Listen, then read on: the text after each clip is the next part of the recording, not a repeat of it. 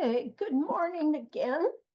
This time I'm going to be talking about gynecology, pregnancy, and birth, and some of the problems. So here we are, we're ready to begin here.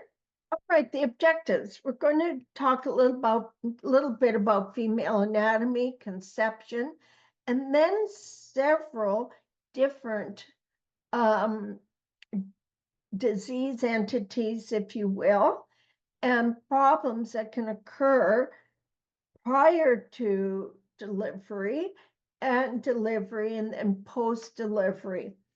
And I'm going to show you some definitions that you really need to take to heart and know these for when you pick up your pregnant patient. And so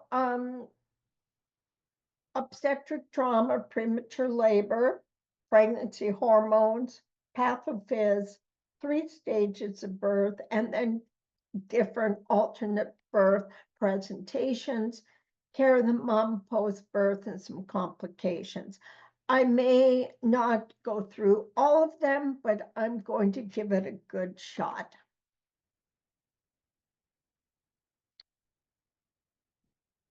Okay, epidemiology. Well, 5 to 10% of pregnant women, that's close to 1 out of 10 women that are pregnant will experience an injury for which they will receive medical care. What about the other pregnant people who are abused or whatever? Do they receive care at a facility? Maybe not. So there may be a lot of abuse going on in pregnant women that is not being reported. So life-threatening injuries can occur in about 3 out of 1,000 pregnancies. Intimate partner violence increases about 1.2% prior to pregnancy to 1 out of 4. So those who have experienced intimate partner violence when they get pregnant, the chances of them being abused increases so very much. So following major trauma, the vulnerable fetus 5 to 7 times more likely to die than the mom.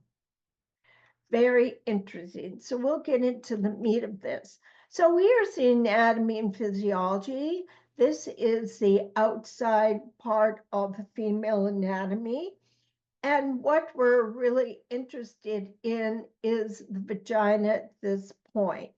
And that, of course, is what we're going to talk about when we deliver a baby. Now, inside, though, we have the vagina, and it ends up, it kind of gets smaller till we get to the cervix, which protects the opening into the uterus. The uterus has 2 outflow areas here, which are called the fallopian tubes, and they end up with the ovary and an ovary. And you notice these finger-like projections there, so there is kind of a potential space again where the eggs from the ovary could maybe miss and go outside of the uterus. The eggs normally go into the fallopian tube and the sperm come up and they meet them there. So when the egg is fertilized, it will eventually come down here and be implanted in the uterus. Hopefully it will be implanted not over the cervix, because that's an entity that we will discuss in a little bit. So we have, pardon me, we have the muscle layer and the smooth muscle of the uterus, and it's called the myo meaning muscle, metrium. The endo, remember we talked about endo meaning inside. So the endometrium is inside the inner lining of the uterus. The uterus normally, when it's non-pregnant, will hold about 10 to 20 milliliters. So one large syringe full, that's all it holds, right? But when it's pregnant, it holds 5 liters. That is 6 of these.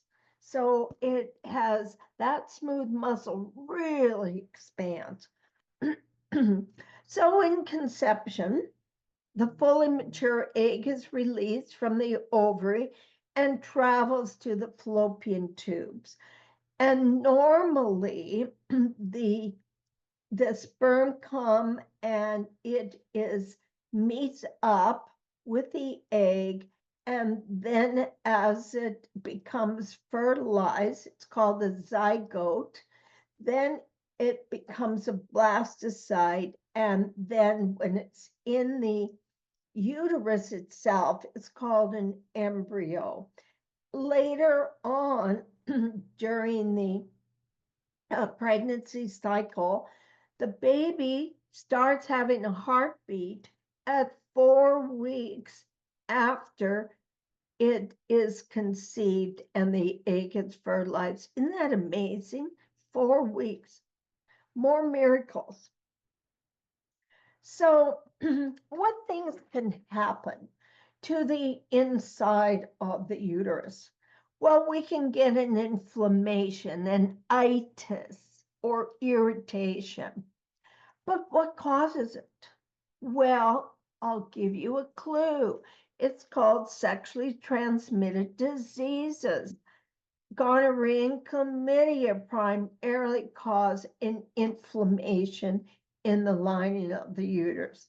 What do you suppose that does to the possibility of implantation of the blastocyte for it to become an embryo? Well, it's a negative influence. Pardon me. So, how do I know the patient has inflammation of the uterus? They're probably going to be feeling tough. They're going to feel like they're sick, they have a fever, and they're going to have vaginal discharge. And that vaginal discharge is usually smells bad. Pardon me. And they will have low down abdominal pain, pelvic pain. So what do we do for them out in the field? Well, all we can do really is start an IV, get them pain relief, and then when they get to the hospital, we're going to put them on antibiotics after we do several tests. Pardon me. So let's look at a few definitions. We'll look at more a little later. So gravida means a number of times pregnant, including any and all miscarriages and abortions. So when I say abortions, I don't necessarily mean, and I don't mean somebody went in and terminated that pregnancy. That pregnancy may have been spontaneously aborted by the body. Para is the number of live births after 20 weeks gestation. And we say 20 weeks because generally the fetus is not viable and won't live outside the womb if the pregnancy is only 19 weeks. So after 20 weeks, there is a distinct possibility that fetus can be saved. So here's the abortions. There's really two types. Therapeutic abortions, okay, it could be physician induced. It may not necessarily because the mother doesn't want the baby, although it could be. It also could be because the mother, for some medical reason, her life is in jeopardy and she will not be able to keep that pregnancy because she may die. The other thing is spontaneous abortions or miscarriages, and that's when they've lost the fetus prior to 24 weeks gestation. The body has rejected the fetus for some reason, and she loses the baby. For example, here's Gravida 5. She's been pregnant 5 times. She has 3 live births after 20 weeks. Doesn't mean that they necessarily survive, but usually it does. TAB is a therapeutic abortion 1. Why she got it, I don't know. And then she had a spontaneous abortion 1. So 1, 2, 3 is 5. So that adds up to the Gravida. Now, how do I know how many weeks pregnant?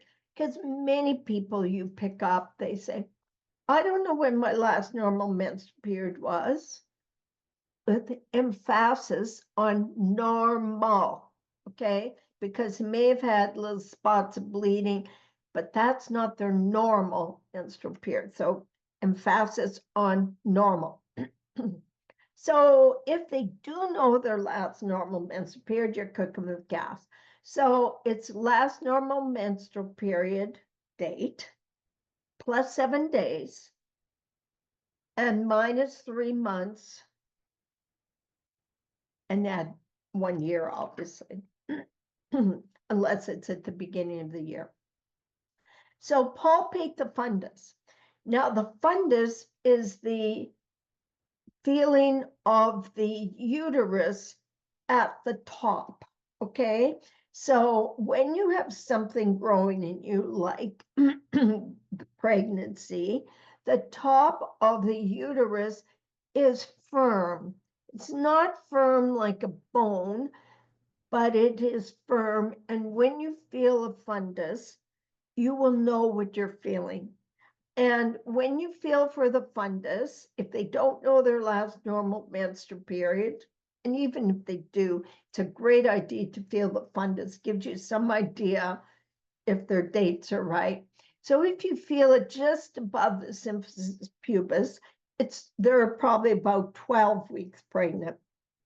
If you feel it at their umbilicus, they're about 20 weeks pregnant.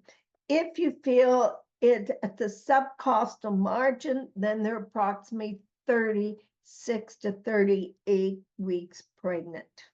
Okay, so 12, 20, 36 gives you a good idea. The other thing you can do is take your measuring tape with the centimeter side, because I know you carry it all the time, right? Not, but it's a good idea to have it with you. And then you take it and you measure from the symphysis pubis up over the umbilicus to the top of the fundus. And whatever centimeters it is approximately the number of weeks pregnant. So if it's 26 centimeters to the top of the fundus, then you can say, oh, she's approximately 26 weeks pregnant. Okay, so that's how you can kind of guess the gestational age of the baby. So here's some gynecological emergencies. Endometriosis, and you probably know somebody who has been diagnosed with this. It's when some endometrial tissue grows outside the uterus. It's usually on the pelvic organs here. It could be even in the abdomen. What causes it? Well, some women in a certain family may have it because they have a genetic predisposition to it. So the mother had it, now one of the daughters has it. Pardon me, it could be due to hormones, could be due to retrograde menstruation. Blood going back up into here, and it causes endometrial tissue to grow. They're not really sure what causes it, but it's a great cause of infertility. So women that have endometriosis, it's hard for them to get pregnant, number one, and they're going to be really uncomfortable. They have abdominal pain, back pain. Dyspareunia means it's painful sex. They may even have problems and discomfort when they pee and very heavy menstrual periods. So if they have a history of endometriosis, they are sick. So be sure and take them to the hospital. We're going to do what we normally would do, O2 if they needed, IV, and pain control. They're probably going to need surgery. What they do is they go in laparoscopy with a laparoscopy surgery. They put a tube in to the abdomen, and then they look around and they take off all these endometrius type projections. And sometimes that helps a lot, but sometimes it doesn't help at all. And some people have to have everything removed, their uterus, their fallopian tubes, as well as their ovaries. And that's called salping oophorectomy. The salping is your fallopian tubes. The oopher part of it is your ovary, and then, of course, the hysterectomy. They always leave the vagina, though. Okay, here's another one. I'm going to spend a couple minutes on this one because this one is can be very devastating, and it's pretty prevalent in our society. You may know someone who has pelvic inflammatory disease. Now, this is what it looks like post-mortem, okay? Looks nasty, right? Well, it is nasty. Nasty. What it is infection of the female organs, reproductive organs. Why does it happen? Well, it's caused usually by some infections gone into the uterus. IUDs possibly, but the most common cause is sexually transmitted diseases. Now, again, they're going to have pelvic pain, abdominal pain, back pain, dyspareunia, dysuria, fever, feel terrible, and they may never be able to bear children. Now, this was basically never heard of 50, 60 years ago because there was, of course, sexually transmitted disease called syphilis. So people may have gotten it from syphilis.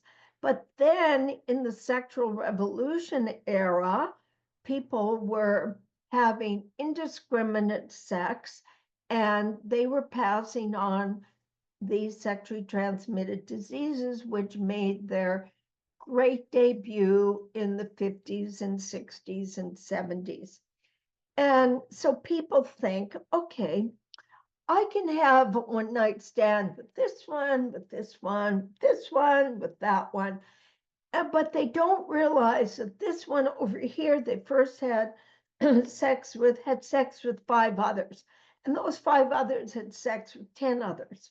So the pelvic organs and the penis, I call it a penis of penis, the penis also is harboring infection as well.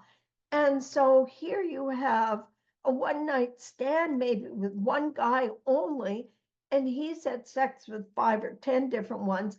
And although 5 or 10 have had sex with 5 or 10 each. So there's a lot of infectious process going on. And usually it means that person who has PID or pelvic inflammatory disease is really having sex with a lot of people. And a lot of people they're having sex with have had a lot of sex with a lot of people. So it isn't a benign thing to have one night stands all over the place because pelvic inflammatory disease is likely to be the result. So when a a girl has PID, she is probably going to be infertile. Okay, not always, but she often can be. So when girls would come into the emergency room with PID, I would sit down and have a talk with them. They had no idea that free sex, or whatever you want to call it, sex with a bunch of people, is a problem. It is a problem.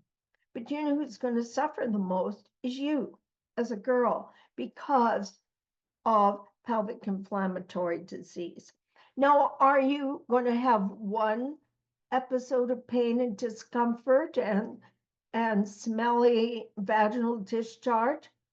No, you're going to have it multiple times. You're probably never going to get rid of it unless you have a hysterectomy and a salping oophorectomy. So when you come into the ER, what we do is we give you IV fluids, massive antibiotics, and pain control.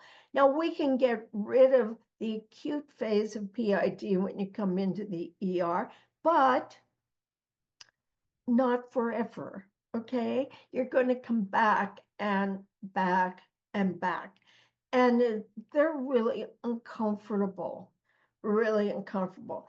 Now, you can tell when they walk and they shuffle their feet and hold their abdomen, because anytime when you move, your inflamed pelvic organs are moving as well, and that causes more pain. So that's why people hold their abdomen and shuffle. And there is a ER term for it. They call it the PID shuffle. And that's why they shuffle. They don't want their pelvic organ to move any, because that will increase their discomfort. Okay, ovarian cysts. There are cysts which are fluid-filled sacs on the ovary. Most of the time they're benign, not a big deal. But sometimes they are. So anytime there is abdominal pain, especially on one side or another, that really needs to be investigated, because it could be a cancerous tumor. Sometimes those cysts occur during menstruation, and sometimes women have excruciating pain on one side or another of their abdomen, and then all of a sudden it goes away. What happened was that ovarian cyst kind of exploded, if you will, and now the discomfort is gone.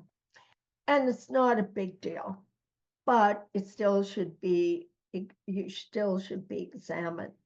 Okay, ovarian torsion is when the ovary twists.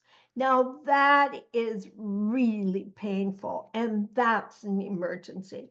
Do you and I know the difference out in the field? No, we don't. But what we can know is that there's a sudden onset of severe pain on one side or the other lower abdomen. And you can have vaginal bleeding. And it's the fifth most common reproductive emergency. So that's an emergency. And if it's not treated, not going to surgery, then that torsion or the twisting of your ovary can lead to necrosis and severe peritonitis and septic shock, etc. So what about pregnancy now? From fertilization to childbirth.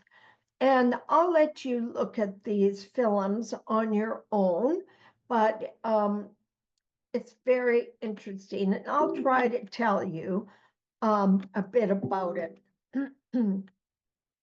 Okay, so the baby fetus is attached to that blastocyte, which became an embryo, which became a fetus, right? Now, the placenta develops on this attached to the uterus. That placenta gets blood from the maternal artery, and it is oxygenated blood. And then it feeds that oxygenated blood through the umbilical cord to the little newborn. It was not a newborn yet, he's still a fetus, okay? And there are two umbilical arteries, but the blood, the oxygenated blood, goes to the fetus through the umbilical vein. The umbilical vein, you know where your umbilicus is, and it goes right into the liver. Okay, so it's only at birth a few of centimeters from the liver, from the outside of the umbilicus. Okay, now the blood that has been used up and has CO2 in it, the venous blood from the baby, goes back to the mother through two arteries, umbilical arteries. Okay, so the baby gets everything it needs from mama. And without mother, he gets nothing. So if you save the mother, you can often save the baby. So that's what we aim to do. So the uterus or the placenta is attached to the uterus, and through the maternal artery is how the baby gets the food it needs from the mom. Okay, now when you're going to assess the baby, you're going to assess the pregnant mother, excuse me, you're going to find out her age. So a really young mother versus really older mother both have their sets of problems. So normally it's usually someone in their like 18 to 35. It's what it's kind of like the normal. After 35 years of age, the mother is noted to be a senior para. Okay, after 35. Does that mean she can't deliver children? No, she can deliver children. She's going to be more high risk though, so she's going to need to have a specialized, possibly gynecologist. So you want to find out when their last normal menstrual period was. Okay, that will give you an idea when they have an expected date of confinement, or that's the date she's going to deliver. EDC, expected date of confinement, which is the date she is supposed to deliver. Now you want to find out how many times she's been pregnant, how many births after 20 weeks, and how many abortions, whether they were therapeutic or whether they were spontaneous. Has she had prenatal care? Why do you care? The reason you care is because the doctor will have done a lot of measurements of the mother. They're going to look at the baby every time, feel the baby, get the baby's fetal heart tones, and see if it's all where it should be normally.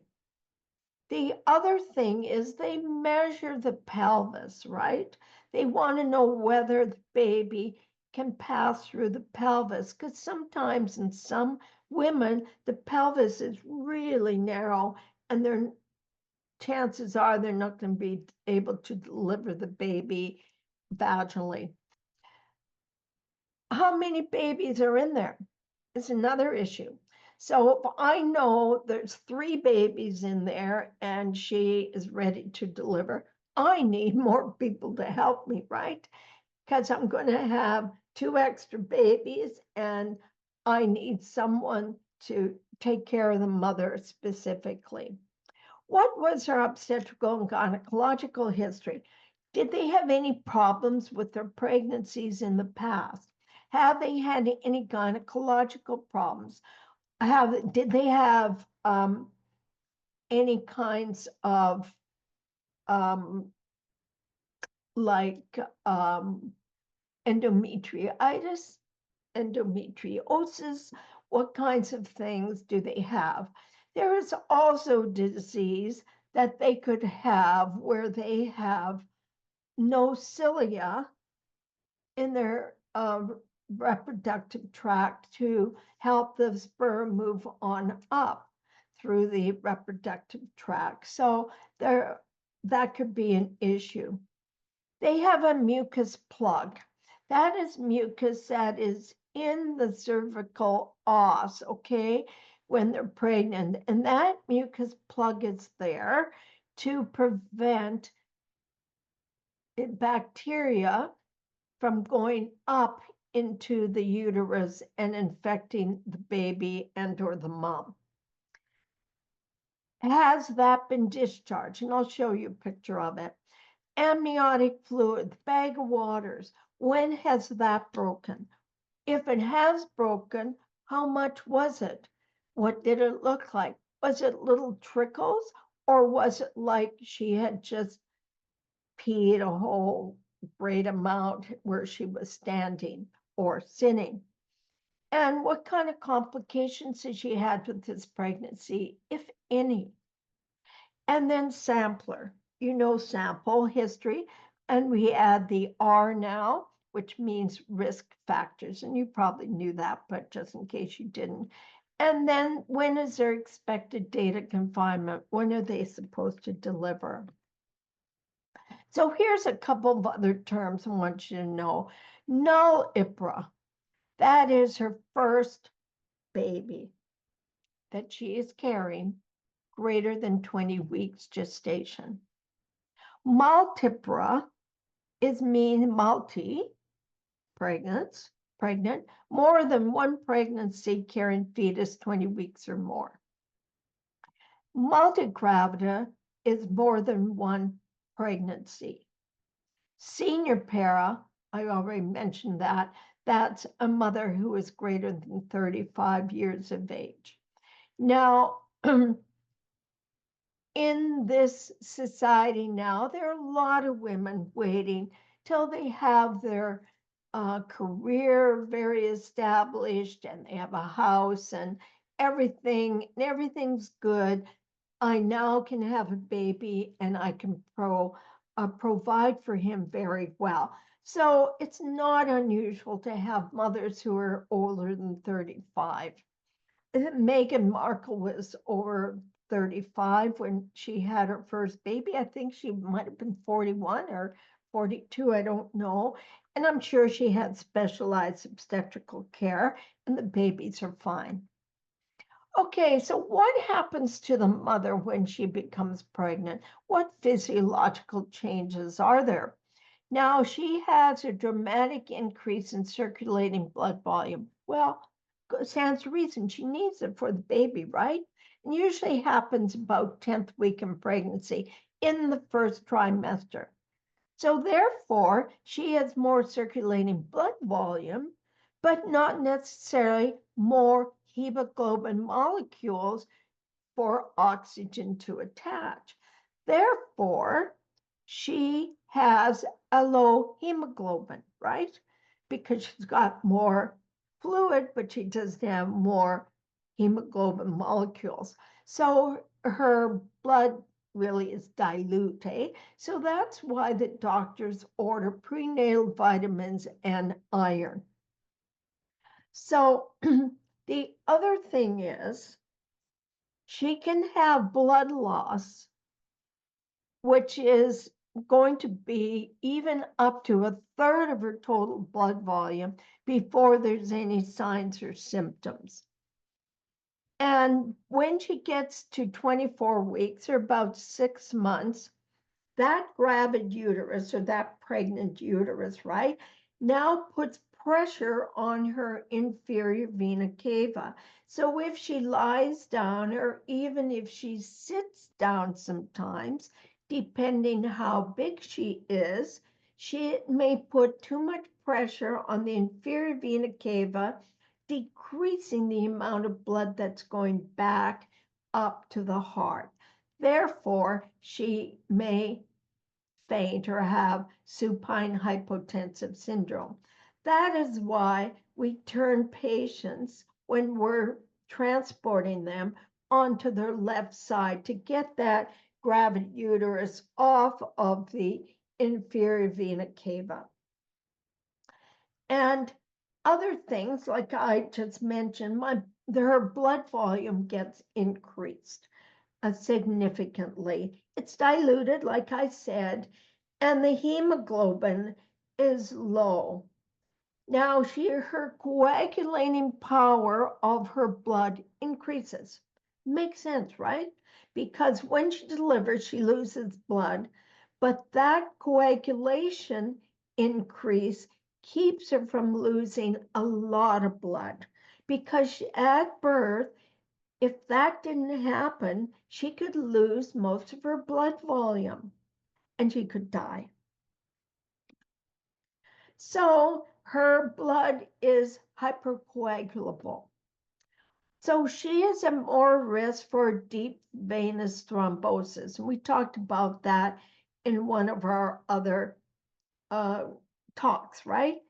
And then hence, if she has a DVT, deep venous thrombosis, she could be high at risk for pulmonary embolus. She's going to have edema in her lower extremities, right? Her feet and her ankles, because just simply because of gravity, there's pressure on the veins and the lymph system. So she's going to have swelling there. She has estrogen that is increased, of course, in pregnancy, and it's going to make her heart rate go up and also her cardiac output. Remember, cardiac output equals heart rate times stroke volume. The blood volume increases, so she needs to have increased output and stroke volume, and the heart rate increases. But her blood pressure should not increase significantly. It's a bad deal if it does. Her breast changes, they start to become more tender, and the area around the nipple becomes brownish. Progesterone is a hormone that is released during pregnancy, and it causes smooth muscle relaxation. So remember, I told you the muscle of the uterus is smooth muscle. Also, this is something that's kind of peculiar to pregnant women, but the esophageal sphincter, or they call it the cardiac sphincter as well, that the end of the esophagus that's going into the stomach is more relaxed. If it's more relaxed, she is at more of at risk of vomiting. And if she vomits, then hence she's more at risk for aspirating. So that's really important for you to know. The other group of people that have a relaxed esophageal sphincter are fluffy people. And therefore, they are more at risk for vomiting, and they are at more risk for aspiration pneumonia as well.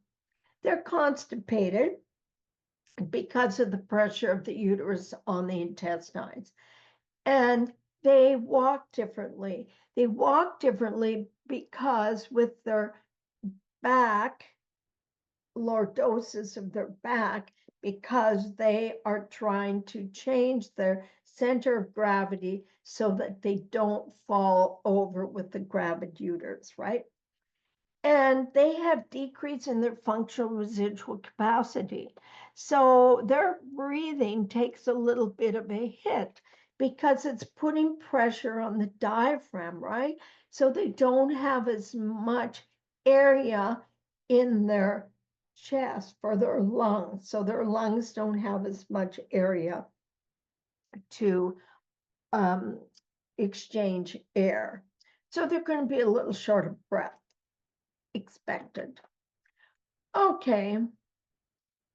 This actually happened to me, so I want you to tell me or make it up in your own mind, because you can't tell me really.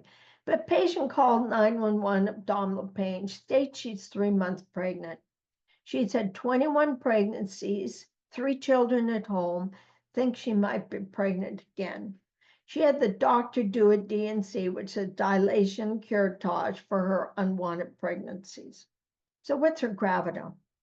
How many times has she been pregnant? Including this one, it is 22. What's her para? 3.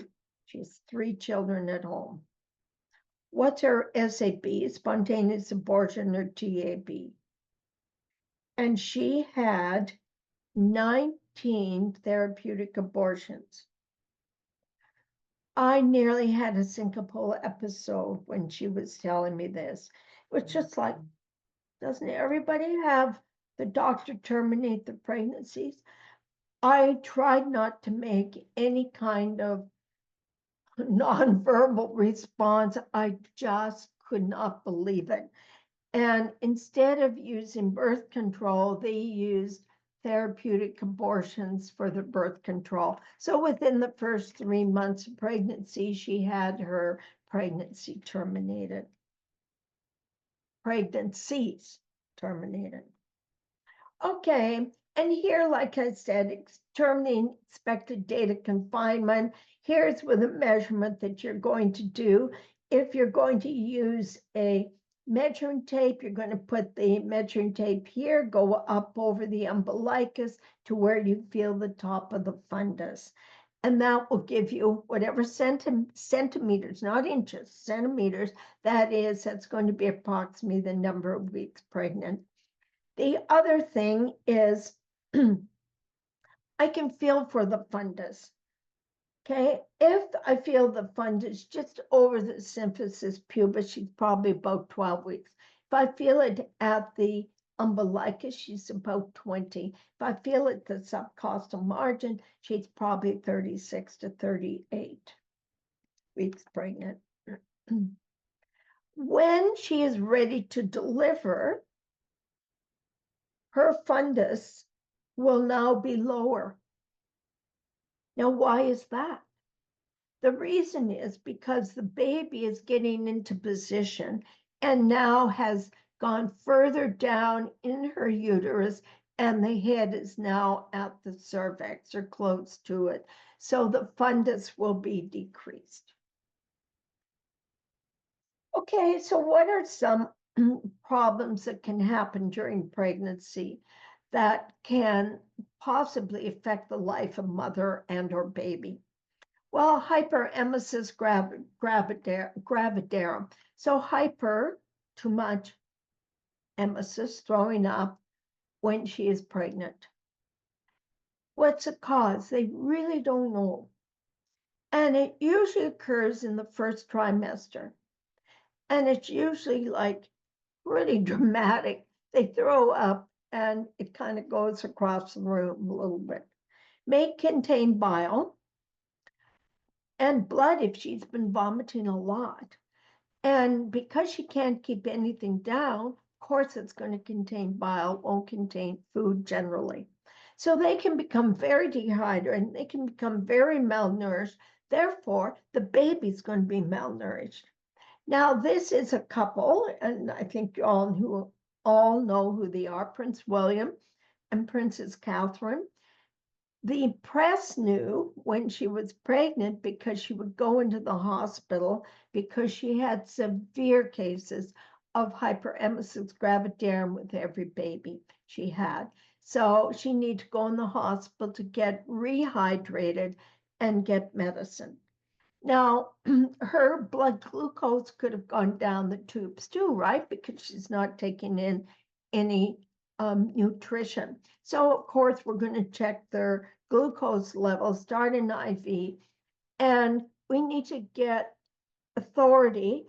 I believe your LA County protocols say you can give Zofran for the vomiting. However, it does pass through the fetal blood barrier. So a lot of drugs that a mother takes when she's pregnant pass through the fetal blood barrier. And they used to say the only drug you can take is Tylenol without it going through the fetal blood barrier. But now they think it does. So that's kind of off the table as well. So the best thing is that they don't take any drugs if possible. What about gestational diabetes? And diabetes gestationally can occur during pregnancy.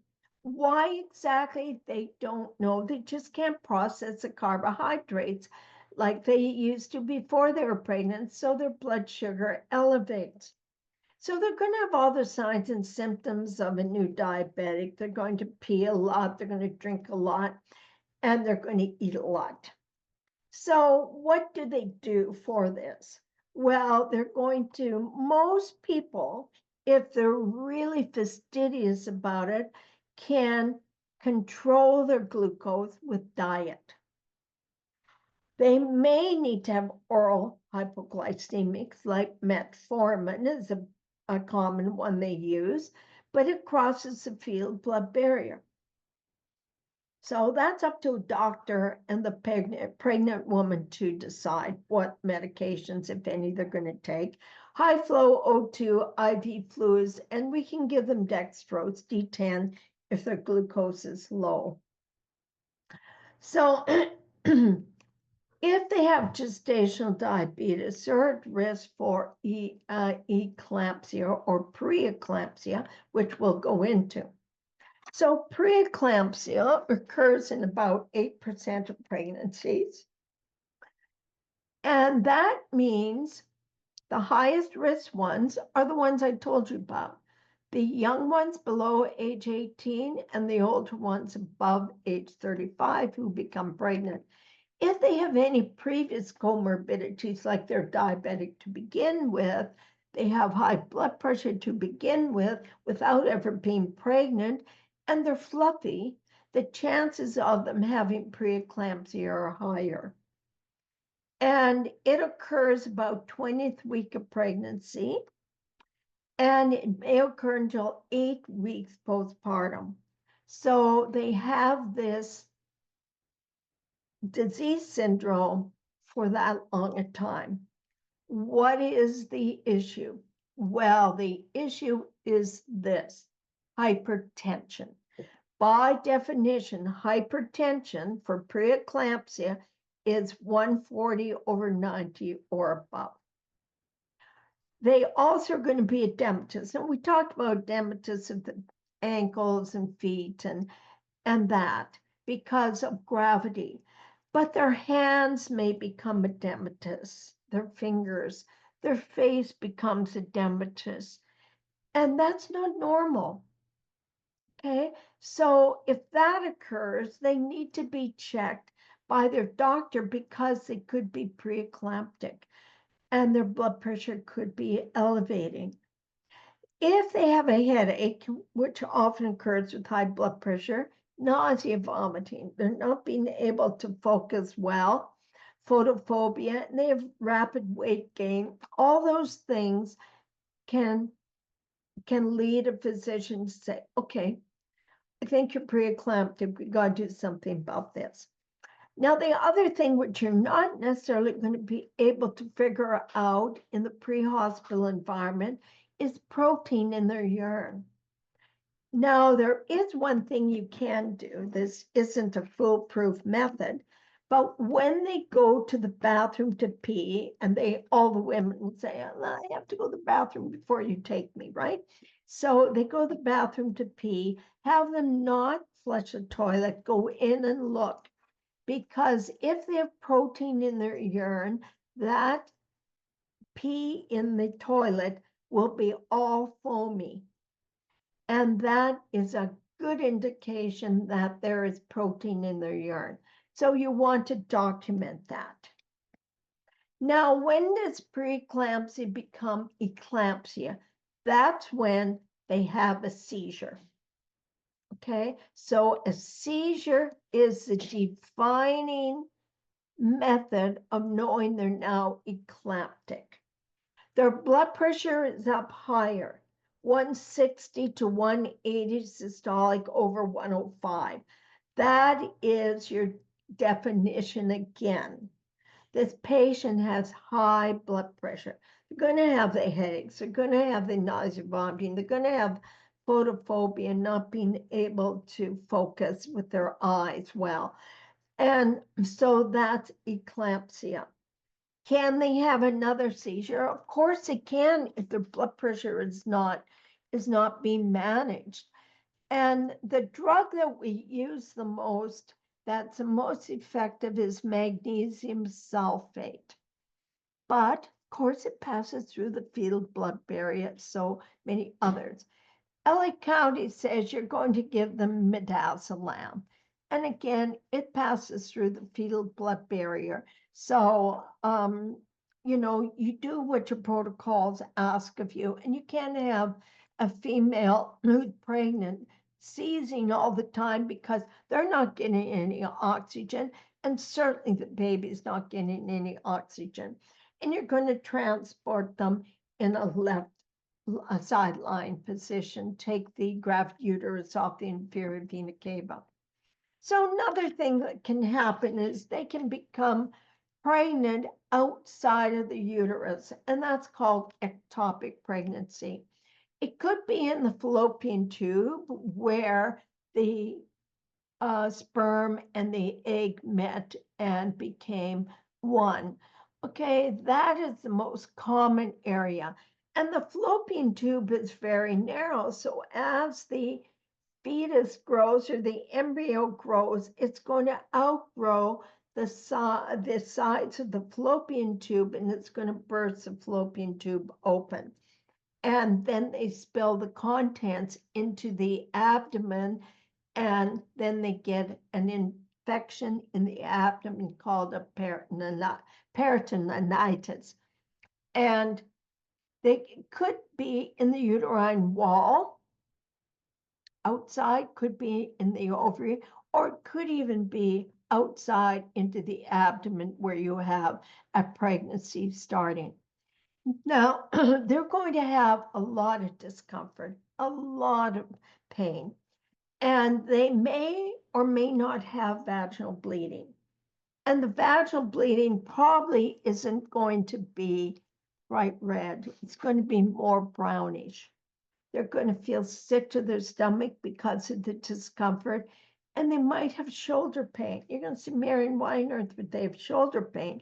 It's because when they have peritonitis, that the inflammation affects the diaphragm, and the phrenic nerve in the diaphragm causes discomfort to one side or the other. So that's why they might have shoulder pain. Usually this happens in the first trimester. And what happens is they get very hypovolemic. They can get the infection, peritonitis, and they can lose that baby and likely will lose the baby. So if the ectopic is somewhere where the pregnancy could potentially proceed somewhat, but it's not going to proceed to birth of baby, then they may, and it's not the fallopian tube, then they may give the patient methotrexate. That's a drug that will stop the fetus from growing. Then they will go in later and do a dilation and curettage. And I'll show you how they do that in a minute. So the ectopic pregnancy could be anywhere in all these places, but the most common is in this part of the fallopian tube. And when it bursts, then they have initial release of pain, but then they get all sorts of bleeding. They become hypovolemic, and now you got a hypovolemic patient as well as someone who is at risk for peritonitis. So abortions, and that doesn't mean, like I said, that they met this dude in the back alley and he put a a crochet hook up and into the vagina and caused an abortion. This is the baby may be malformed or whatever, and the body is rejecting it. So a missed abortion is a pregnancy is not progressing on its own.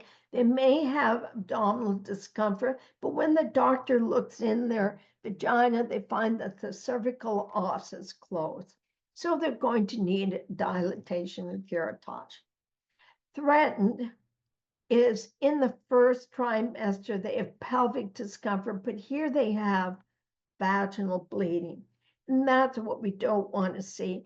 And you will be picking up these gals who have bleeding. They're in the first trimester and they need to be brought to the ER so we can take a look at them. And hopefully that bleeding will stop and they can carry the pregnancy on to fruition. Inevitable abortion is progressive dilation of the cervix. So maybe they came in, maybe it was this gal. She was threatened, okay, and her cervix may have been open a little teensy bit, and she may have some vag bleeding. Okay, you still have your baby with ultrasounds done, everything looks okay. Just go home and rest, rest, rest. Well, she goes home, but she comes back a few days later, a week later, and she said, I got vag bleeding again. This time you look in vaginal os and the cervix is more open. Well, we know then she's not going to be able to maintain this pregnancy and she is going to abort it. But right now, today, she hasn't aborted it, but she will. Incomplete is in the first 20 weeks of pregnancy, and here's where she's losing blood clots and maybe part of fetal tissue. I tried to get a picture that shows fetal tissue, but I really couldn't get a good one. But fetal tissue does not look like blood clots. It looks more mucousy, lighter in color, but it may be intertwined in with the blood clots, so you may not necessarily see it. But what you do want to do is bring all those clots and everything you find to us in the ER. We will look at it and then we will send it to the lab, to the pathologist, and he'll look at it and see if there is fetal tissue in there. So they're going to not be able to carry this pregnancy on because part of the fetus is missing. Complete abortions when they get rid of the fetus and they get rid of all these blood clots. And here's when you have a little fetus, it's just really little, and you look at it, you go, oh man, that's too bad. But everything is out of there, and they may have very heavy bleeding. Do they have all the placental products out of their uterus? I don't know. They're probably going to have to go and have dilatation and curettage as well. So here's an example and gives you the terminology and whether or not the cervix is closed or not. And then thinking about some of these things. A septic abortion doesn't necessarily mean that they went down a back alley.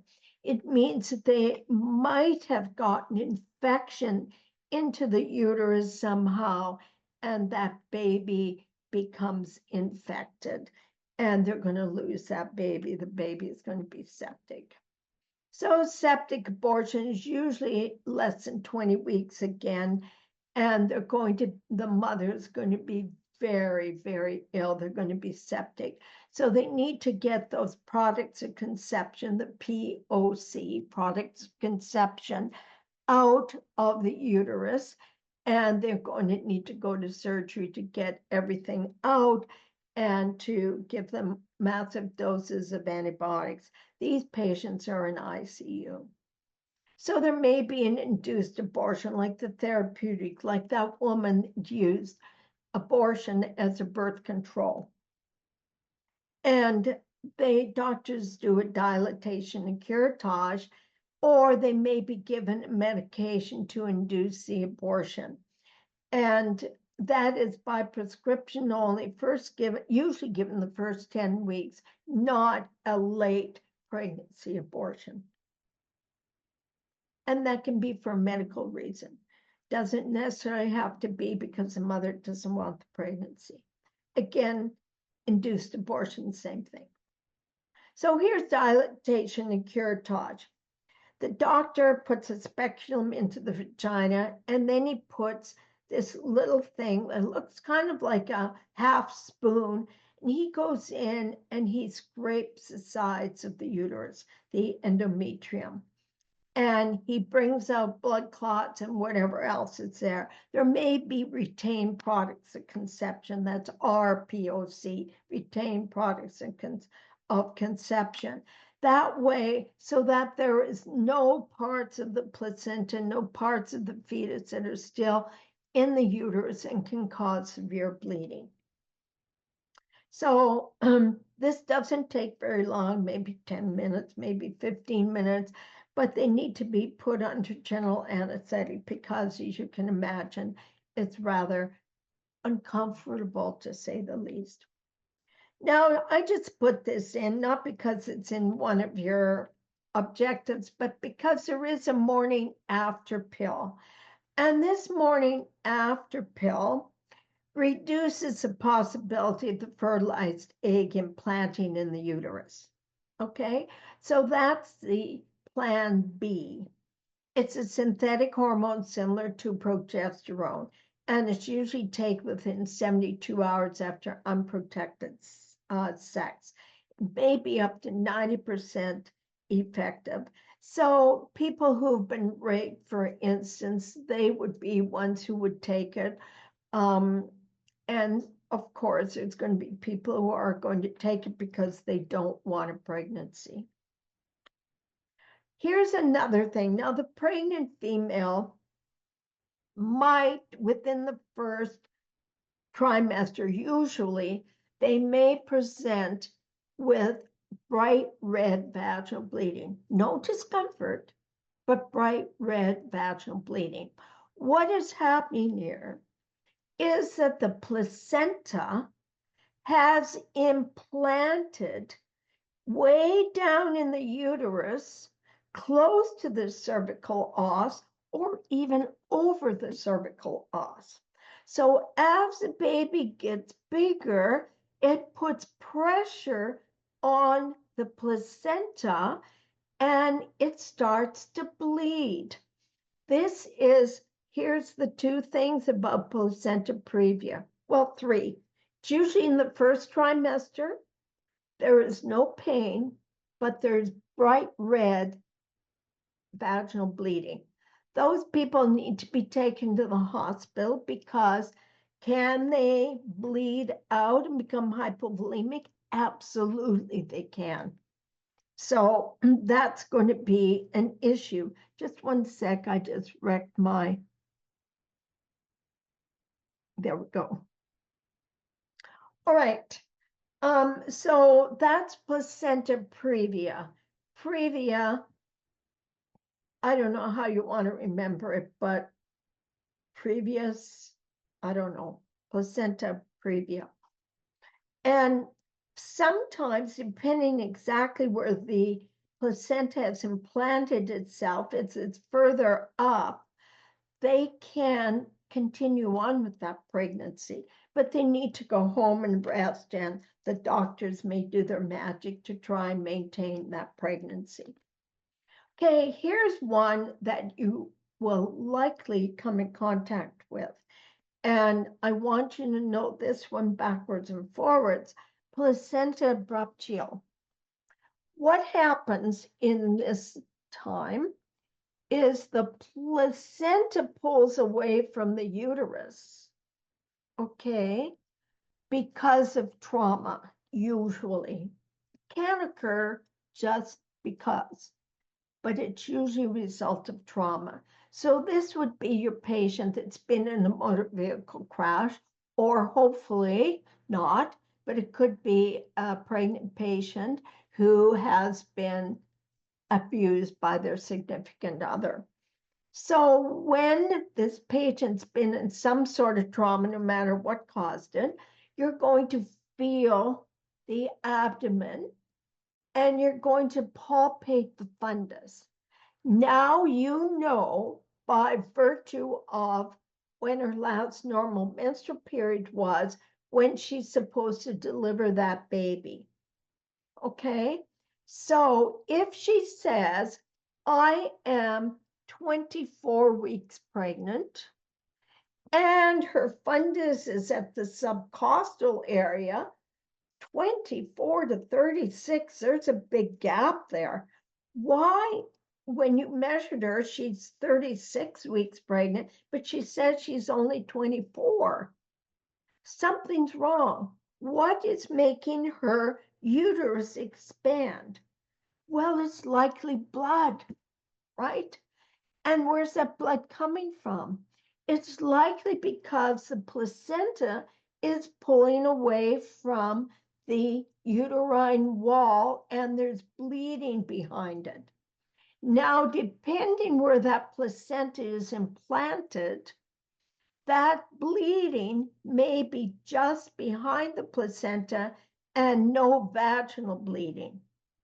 Or it could be lower and there is vaginal bleeding. So it be partially separated or it be completely separated. You and I won't know out in the field. All we know is that the fundal height should be just above the umbilicus, right? 20 is at the umbilicus. It should be just above the umbilicus, but it's way up higher. Why? Because of the bleeding. And so the abdomen is going to be distended. When you feel it, it's going to be rigid. And there may or may not be the bleeding. But if there is bleeding, it's going to be dark red, not bright red like in placenta previa. Okay, so that is placenta abruptio. So do you think the mother's going to be possibly hypovolemic? Absolutely. Can she die from this? Absolutely. So any patient that is more than 20 weeks pregnant, they need to be checked, right? Because, and take them to the hospital. Don't pass go, just go.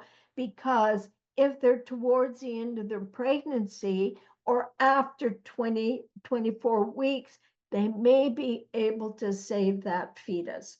So they need to go to the hospital ASAP.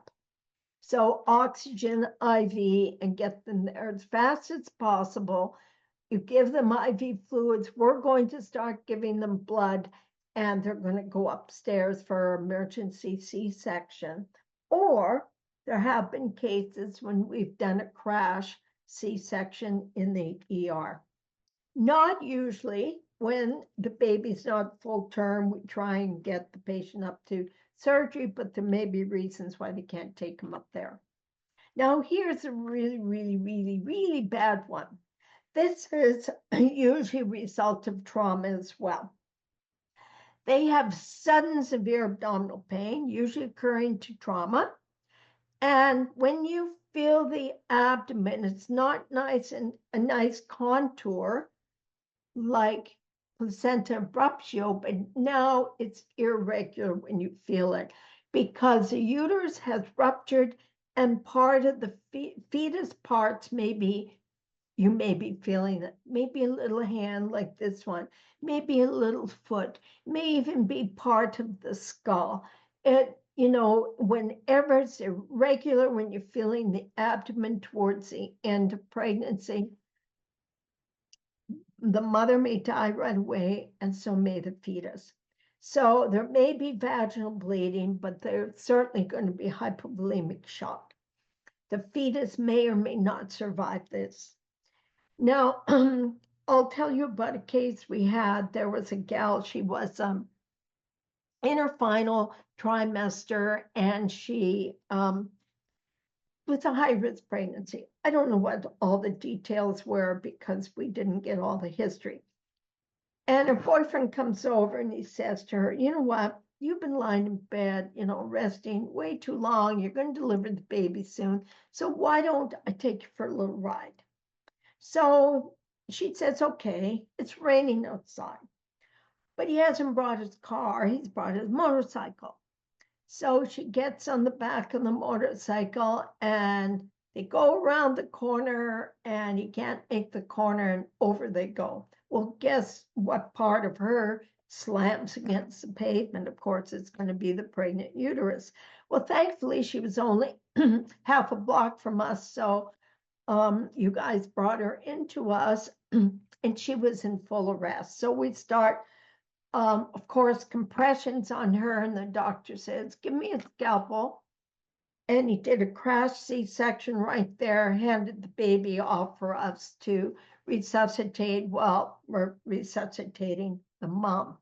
So as it ended up, we weren't able to save either.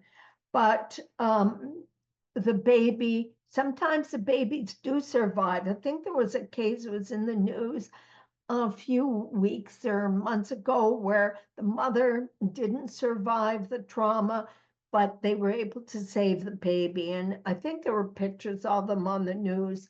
I'm not sure. I only look at my telephone or my cell phone news. I don't really watch TV. So that's all I'm going by. Some of you may remember that more than I do.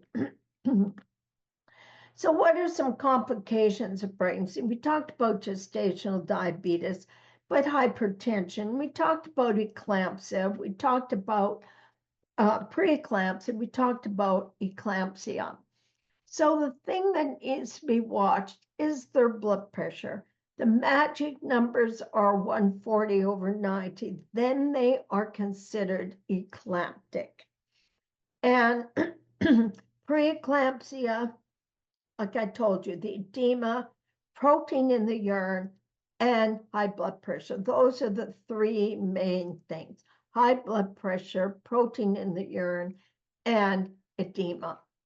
Not just in the face and the ankles, although, I don't know. I had a friend once upon a time, and she was close to delivery, maybe 2 weeks away. And I saw her and I said, Janice, not a real name. I said, are you okay? And she said, yeah, I'm okay. Why are you asking? So I don't know. You just don't look okay to me, but I can't articulate what the problem is. And I couldn't because I'm not an OB, labor and delivery room nurse. So I'm not, I can't even profess to be as good as they are. But I looked at her and I said, man, are you okay? Have you seen your doctor recently? Yeah. She said, I just saw him Friday and this was Sunday. I said, oh, okay, no problem. Well, she delivered on Tuesday. And after she delivered, she had a seizure. So she was preeclamptic. And I don't know, either doctor didn't do a very good assessment of her on Friday, because he should have known, at least he could have checked protein in the urine with a little paper dip thing. And here she was, she had a seizure. So she became eclamptic when she delivered that baby, after she delivered that baby. So it doesn't necessarily mean that she's going to have a seizure before she delivers or during delivery. Pardon me. But they can have a seizure up to 6 to 8 weeks post-delivery. So it's very important the pregnant patient has a lot of medical care, their blood pressure check after they have even delivered, checking for protein, checking for more edema, because you don't want them to have another seizure. But however, you and I have picked up many patients who have been in a motor vehicle crash or result of some sort of trauma, fall, whatever it is. So you bring them to us, right? And we take a look at them, and the patient feels fine. Everything's fine. They're sitting up in the stretcher, and we receive them. And she said, I don't even know why I'm here. I'm fine. Well, you're there, lady, because premature labor is the most common complication of trauma in pregnancy. So after 20 weeks and further along, she's at risk for premature labor. If she if she delivers a premature baby, that's an issue, right? Because their lungs are the last thing to develop in utero. So if they're really premature, their lungs may not be able to function in our environment. So that if you remember nothing else, remember that. Okay, so now you're going to pick up this lady and she's got contractions and everything. And you ask her for water is broke, okay? So she says, oh yeah, oh yeah. And you say, what did it look like? She says, well, it kind of looked like light diarrhea and had a little, looked like a few specks of maybe stool in it. Oh, that's meconium. So that immediately triggers off in your brain, oh, that baby is likely to be in distress.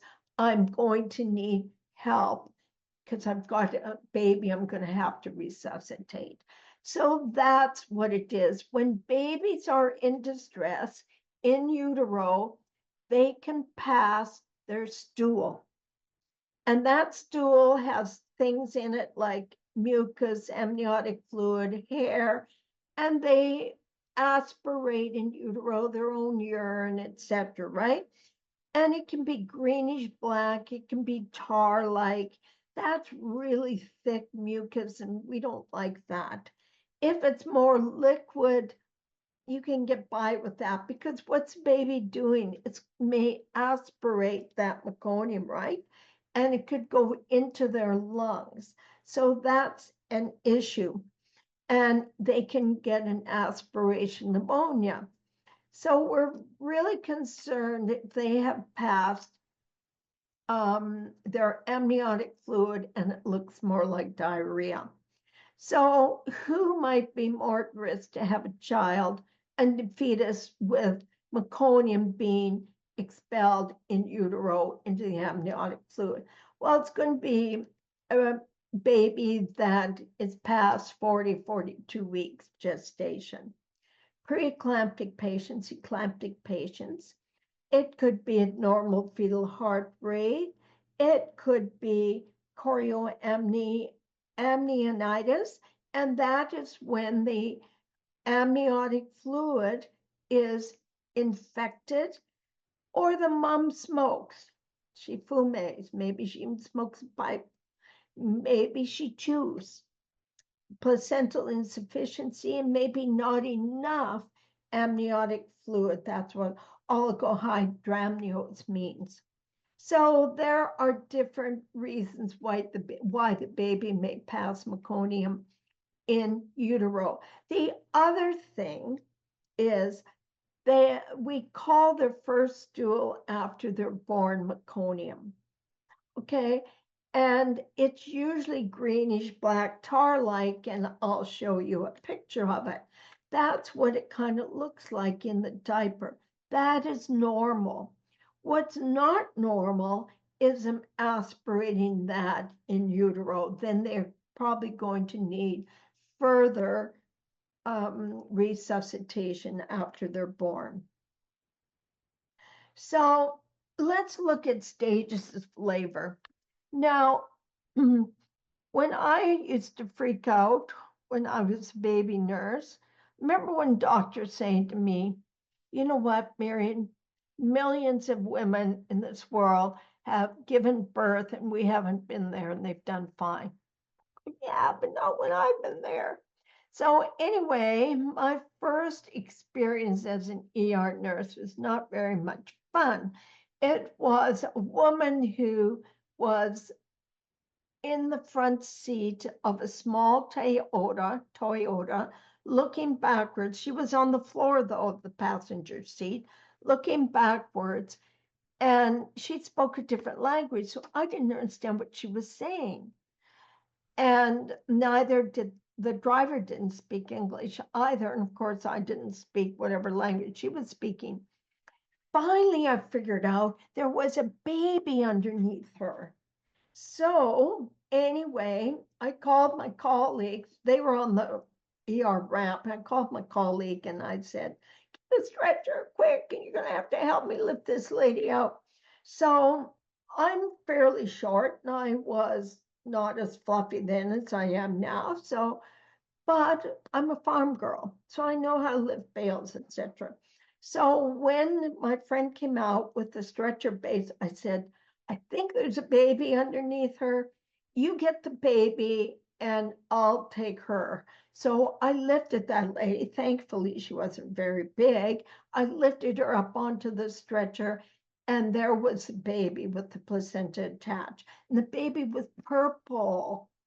Okay, I wasn't worried about the mom. I was worried about this baby. What on earth do I do with this baby? This baby's not breathing. How do I get it to breathe?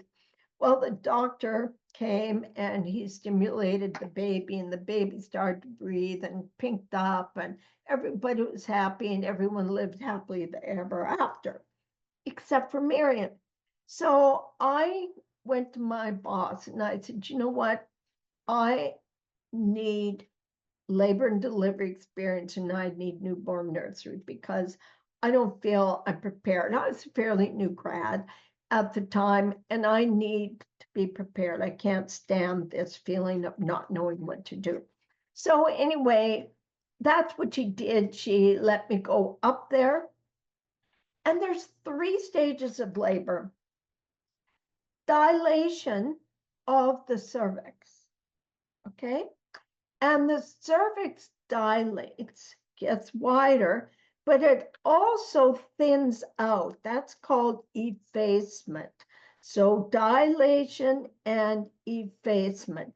I needed to dilate about 10 centimeters. That's about yay much. Okay, you can get out your measuring tape and measure 10 centimeters. Now, that's not a whole lot for a big baby's head to go through. So the vagina and the cervix have to expand even more as the baby's head comes out. So that's stage 1. The cervix has to be dilated and effaced up to 10 centimeters. Stage 2 begins when the baby is starting to come through the vaginal canal. The baby's face normally faces the mother's backbone, okay? That's how the baby comes out. So as it comes out, the head comes out, it turns a little bit and it lets the shoulder out on that side. Then it turns itself again. So all I have to do is just be there ready to support the baby. I don't do any pulling. And it turns a little bit to let the other shoulder out. And that's important because the shoulders are the widest part. And if anything's going to get stuck in the pelvis, it's going to be the shoulders. So once the shoulders are out, it's beautiful. Little baby just comes sliding out, and it's up to us to take that baby, and then we're going to resuscitate it. Stage 3 is delivery of the placenta. How do you know the placenta is going to be delivered? It's usually half an hour to an hour after the baby's been delivered. Well, number 1, she's going to start having contractions again. And just a second, I'm looking at my time here. I think I messed up. Oh, no, it didn't. Okay, so how do I know the placenta's coming? She's going to start having contractions and feel like she's got to push. Then the cord is going to lengthen. and then there's going to be a rush of blood. So those three things happen. Then I know that baby is coming out. So here's that bloody show that I was telling you about that is in the cervix to protect the vagina. And it's mucus, but it may have some blood streaks in it. So that's bloody show. And then after that is when the amniotic fluid breaks. Lightning is a relief of pressure in the upper abdomen, increased pressure in the pelvic area. And that's when the baby, who is way up here at the subcostal region, is now moving downward. And at 40 weeks, the baby is lower than 36 to 38 weeks at the subcostal margin. The reason is it's moving down, getting ready for birth. So there's more pressure now, lower abdomen than upper. So stage 1, they may have discomfort in their abdomen, and some people only complain of discomfort in their back, or they may have both. And usually it's 5 to 15 minutes apart, and that's when you have your cervix is dilating and effacing. And you don't need to know the latent phase, transition phase, but just know that cervix has to dilate up to 10 centimeters. Now, what happens if the water hasn't broken at this point? Then we break it if we can see it. We don't be putting up any crochet hooks or knitting hooks into their vagina and into their amniotic sac. The doctor can if he wants, but you and I can't. If the baby comes out with the amniotic sac still intact, you just take a piece of it and twist it, just pinch it, and it'll break open really easily. So that's stage 1. Stage 2, the contractions, and here's the baby coming down, and its face is facing her mother's backbone. And then he starts to turn as he comes out. And as he turns and starts to come out, he's going to bring one shoulder with him. And then he's going to turn again a little bit more, bring out the other shoulder, and then he comes out really nice. You don't need to know these 6 stages of stage 2. Stage 3 is a placenta, and the cord usually is about 3 feet long. So I know LA County says you're going to cut the cord when the baby is born, and you can. But if you're going to cut the cord, don't hold the baby way up here because he's still attached to the umbilical cord, right? And what's in the umbilical cord? Blood. And if I have him up here, by gravity, blood from his body is going to go down into the umbilical cord and back to the placenta. The placenta doesn't need his blood, but the baby needs the placenta's blood. So have the baby at least at the same level as mother's hips or below when you cut the cord. So then what do I do after he's born? Okay, I need to do fundal massage. Okay, and what that is, I take the mother's uterus in my hands. One hand is at her symphysis pubis. The other hand is at the top of her fundus. And I start massaging her uterus. Why do I do that? It's because that when that placenta pulled away from the uterus, what's left there? Raw tissue, and it's bleeding, right? So I need to put pressure on the bleeding. Now I can't put a tourniquet on, right? But what I can do is make that smooth muscle contract. So I'm stimulating it to contract by doing fundal massage. I do that every 15 minutes for at least an hour. Does mother like that? No, she doesn't, because it causes her to feel contractions again. But what it does do is bring that uterus back to a more normal size, so it will clamp down on that area where the placenta was taken away. So some alternate newborn presentations. I'm just going to show you some of them. The military presentation, as they call it, is the one where we normally deliver a baby. Okay, baby's head or their face is facing towards the mother's backbone. Okay, here's one, the breech, and that's when the butt is coming through first. Usually, the baby has head down in relationship to the mother's spine, and their butt comes out. Now, according to LA County, you can deliver a breech presentation. And when you're looking at the vaginal os and you see presentation, you see butt.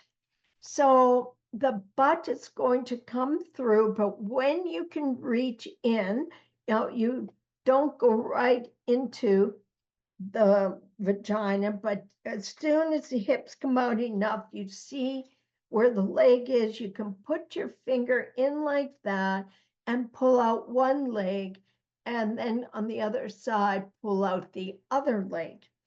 Then the baby will continue to be born, and the same thing's going to happen when the shoulders come through.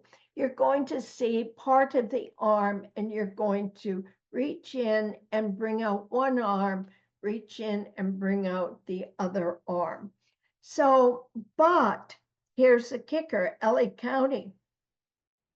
If the head doesn't deliver, this is a time when you can put a sterile glove into the vagina, and you're going to use your fingers as a V to have it there for the baby, so that if he does start to breathe, he isn't asphyxiated in the vaginal canal. So, of course, who wants to deliver anyway, likely, but we certainly don't want to deliver a breech, but we may have to. Okay, you may have a footling breech like this. That's going to be difficult to deliver because they're facing the other way. And that's going to be difficult. And again, the shoulders are the widest part. And if anything's going to get stuck, it's going to be the shoulders. And here we call that shoulder dystocia. The head is delivered, but the shoulders don't come through. Who might be at risk for that? The diabetic mother, because what's her baby going to be like? He's going to be bigger than average because he's had so much sugar during the fetal time. And so she's going to probably deliver a bigger baby. And this can be a life threat. So what are you going to do out in the field? You're going to take the mother's legs and bring them back towards her chest. That's called the McRoberts maneuver. At the same time, you're going to have someone push down on the symphysis pubis to try and dislodge those shoulders. This baby doesn't deliver, the baby can die. Okay, so you need to get to the hospital as soon as possible. In the meantime, do the McRoberts maneuver. Okay, it's going to show you that. You can look at that at home.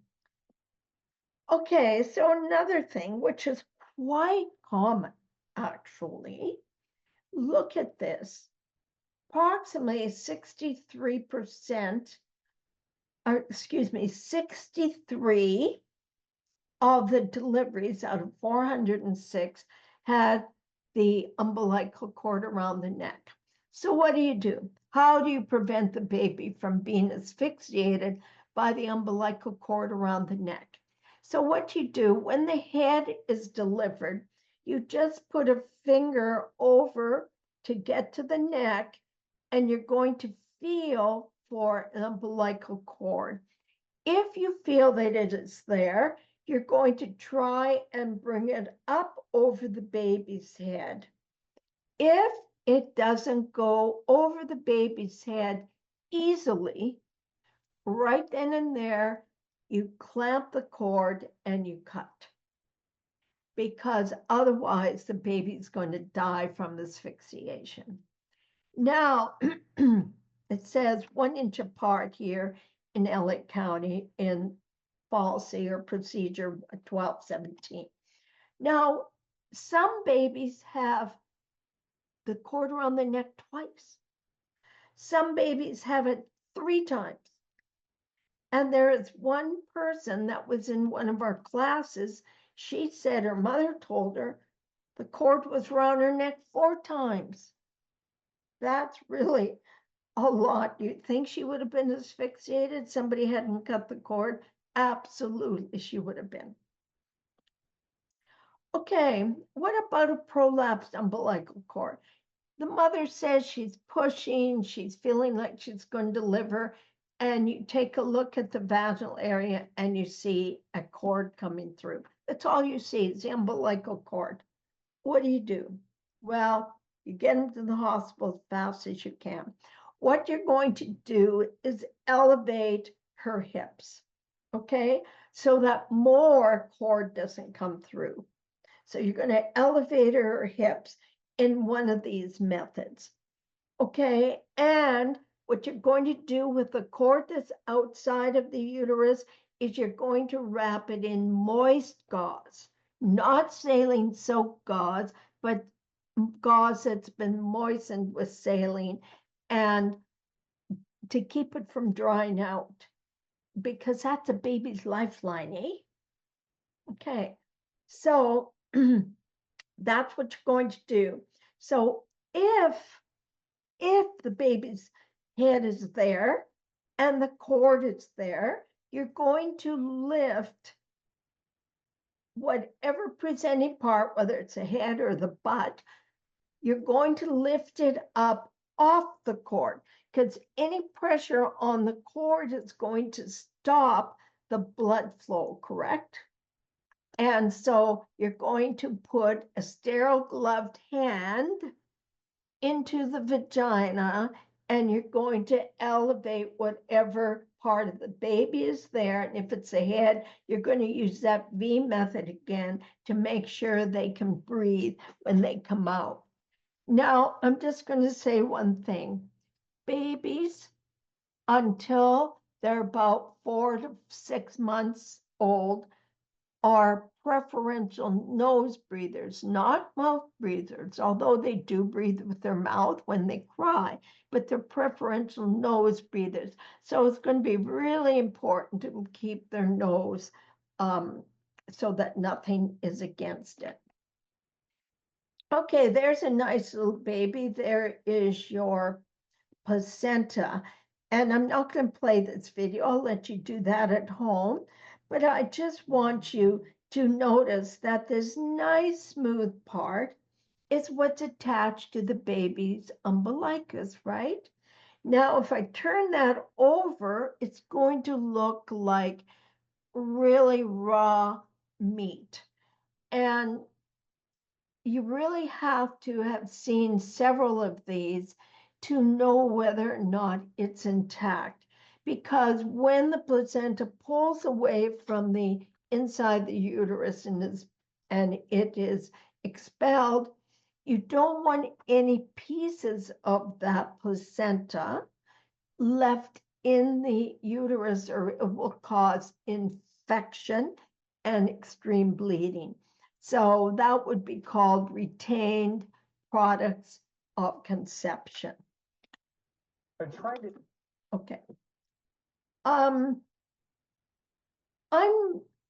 not going to go over this because it's not in your objective. So just to know this fact, the lungs in utero are not functioning. The baby is getting his oxygen from his mother through the umbilical vein. So it doesn't need its lungs in utero. But when it is born, it needs its lungs.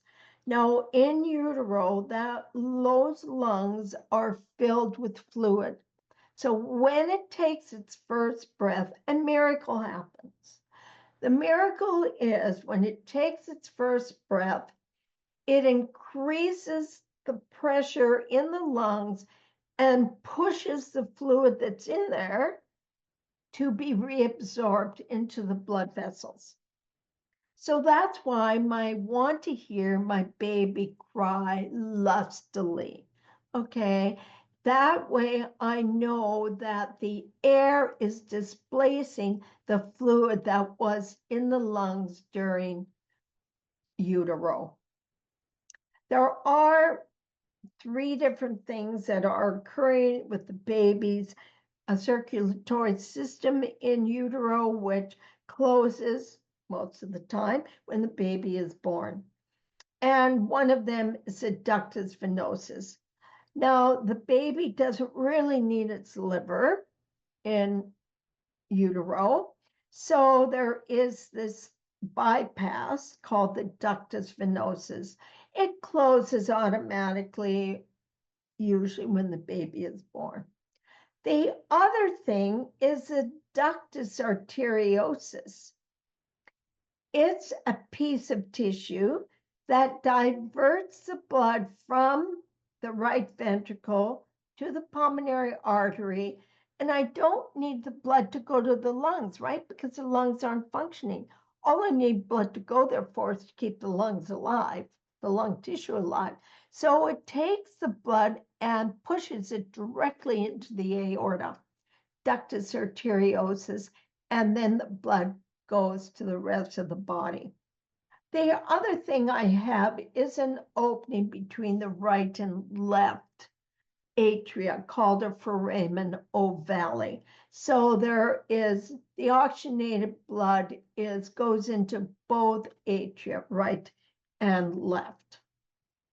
Okay, so there's mixing the blood in utero. I won't go through this whole thing because it'll bore you to death, number one. And second of all, you don't really need to know that yet, but you will when you get to paramedic school. So post-delivery, the mother does bleed, okay? I don't want her to bleed excessively because I'm doing fundal massage, right, to try and get her uterus to clamp down and put pressure where the placenta was pulled away. The other thing we do is we give them what we call an oxytocin IV drip or Pitocin. It is synthetic oxytocin. So its job is to cause contraction of the smooth muscle. Again, mom isn't going to like it. It causes contractions and it hurts, but it's good to get that uterus contracted down back to, won't be back to the normal size for a few weeks, but it'll help. Now, when she has vaginal bleeding after delivery, first of all, it's going to be dark red for 3 to 4 days. Then she's going to get pinkish brown, and then she's going to be whitish yellow. You don't have to remember these, but she's going to have discharge vaginally for up to a month. Okay, you don't want blood after 3 or 4 or 5 days. You want it to get lighter and lighter in color. Here's fundal massage. My one hand is at the symphysis pubis, and the other hand is up here, and I'm compressing and massaging that uterus towards my other hand. So what if I don't do that? What if, let's say she's on baby number 18, and now her uterus, because she's had so many deliveries, her uterus is kind of lax, right? The smooth muscle, which is your myometrium, right, is kind of flabby. Can that uterus contract back and stop the bleed? Maybe not. Okay, so that's when hemorrhage is an issue. So you want to be checking the mother all the time for hemorrhage. Most of the time, it's because uterus has lost its tone, atony, or the uterus is ruptured, or they have some bleeding coagulation problems. And or else there's retained products of conception, RPOC. And in that case, you got to go to surgery. And of course, we're going to be putting them on a Pitocin drip. So the other one, which is quite significant, sorry, my fan club again. I keep losing my time. Okay, so amniotic fluid embolism. This is when there is amniotic fluid that gets into the mother's blood system, and it can cause a stroke. Okay, it can cause respiratory problems. It can go to the lungs and be a pulmonary embolus. And what's going to happen with these patients? They're going to become very shocky. And in Canada, this lady has since passed away, but on her fourth pregnancy, she got an amniotic fluid embolism to her brain, and she was paralyzed on one side. It was her fourth pregnancy. She had 3 boys and this one last girl, and she was had stroke symptoms on the one side, couldn't use it for the rest of her life. She took care of those kids, though. No kidding. How she did it, and it's unbelievable. And she cooked and baked and everything. I don't know how she did it, but it can be devastating. And she was a stroke victim till the day she died. Postpartum depression, very real thing. It affects approximately 1 in 8 women, but gentlemen, don't think that you're exempt. The father of the baby may, in fact, also have postpartum depression. The father has a lot more responsibility now, not that the mother doesn't, but they may also have signs and symptoms of depression. They need to get professional help. It may go away, but it's going to take a long time. In the meantime, you're miserable. So you don't have to live like that. Life's too short. So go and get help. Okay, toxic shock syndrome is rare but deadly, and it's usually caused by group A strep or staph. And if they're not pregnant, it can be caused by tampons. And we all heard about that toxic shock syndrome, TSS. In pregnant patients, it can be from miscarriages, sepsis, whatever it is. They get a sudden high fever, they throw up, they have a petechial rash, and then they have purpura. Now, remember, I told you when you see it, you'll know what it is. It's different than a bruise. A bruise starts to change color, purpura doesn't. It's a bunch of little petechiae that coalesce together. And when you see it, you'll know exactly. These patients get O2, IV, and treatment for shock, and we give them antibiotics, and they go up to critical care, and hopefully they survive this. A lot of people don't, but it's rare. Don't often see it. Okay, so when a baby's being born, this is just kind of everything wrapped up in one here. The baby's head pushes against the cervix, causing it to stretch. So therefore, it causes nerve impulses go to the brain and tells your posterior pituitary, release oxytocin, please. So oxytocin is relieved, and it causes the smooth muscle of the uterus the myometrium to start contracting.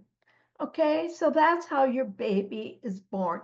And the more the baby pushes against the cervix, the more oxytocin is released. And so we have the oxytocin that is not real oxytocin, but it's manufactured oxytocin called pitocin, which causes the contraction of the muscle layer of the uterus. So therefore, it's almost 2 hours that I've been talking, so I have a lot of insensible fluid loss. So this is pitocin, and it's kind of a little cartoon, take it for what it is. And then in summary, we talked about epidemiology, definitions, gynecology, abortions, fetal development, some gynecological conditions affecting pregnancy, what happens to the maternal mother's body when she is pregnant, how it changes, complications, trauma, stages of labor, alternate pregnancy presentations, and postpartum complications. I want to thank you for listening, and I hope that you'll watch the films on your own time. If I had played them, we would have run out of time. And Canada salutes you, okay? And we'll talk later. All right, thank you so much. Bye.